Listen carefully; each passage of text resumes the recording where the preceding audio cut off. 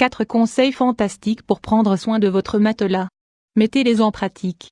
Nous devons prendre en compte le fait qu'un matelas sert à dormir, et que n'importe quelle autre position que la position allongée peut le déformer.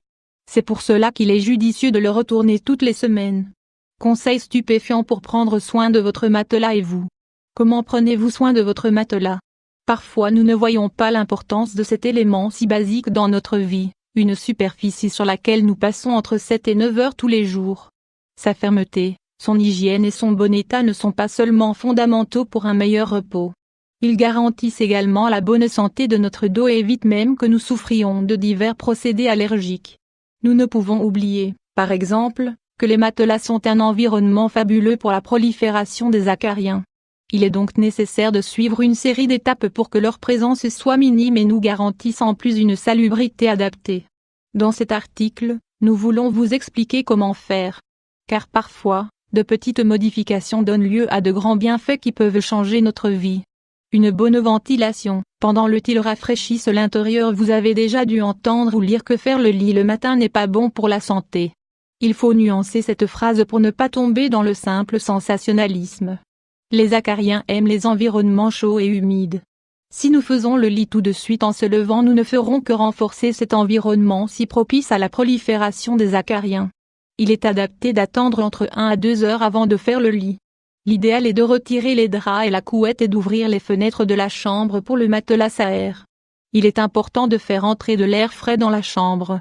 De cette manière, nous allons nettoyer le matelas jusqu'à ce que les acariens meurent.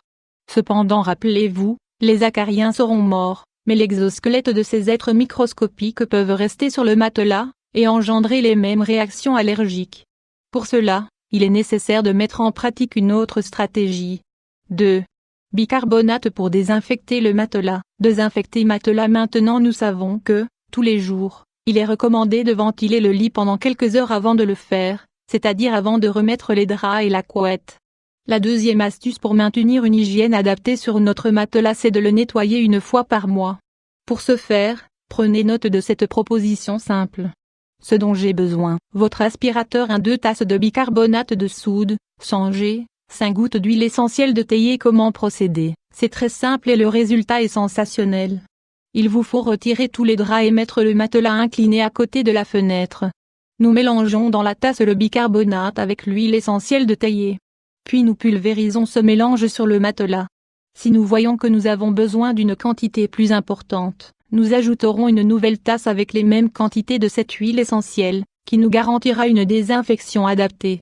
Laissez aérer pendant 2 heures avec ces 2 ingrédients très sains. Rappelez-vous de le faire des 2 côtés du matelas. L'odeur qu'elle laissera sera très agréable. 3. Retournez le matelas 1 fois par semaine. Sûrement le saviez-vous déjà, mais il n'est pas inutile de rappeler quelque chose d'essentiel pour que notre matelas ne souffre pas trop de déformations. Chaque semaine vous devez retourner le matelas. Rappelez-vous également d'inverser la zone de la tête pour celle des pieds. Nous devons également prendre en compte qu'un lit n'est pas fait pour s'asseoir. Parfois nous passons beaucoup de temps avec l'ordinateur ou un livre dans cette position.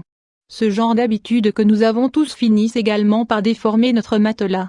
4. La protection d'une bonne housse. Matelas. Tous les matelas sont vendus avec leur propre housse.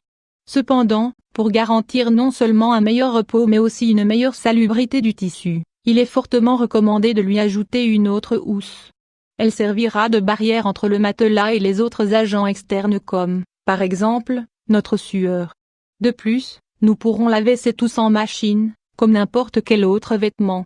Une bonne housse doit laisser passer la transpiration ainsi qu'être imperméable et facile à laver. Celles en coton, par exemple, sont très adaptées. Pour conclure, nous savons que vous connaissiez déjà la majorité de ces conseils simples.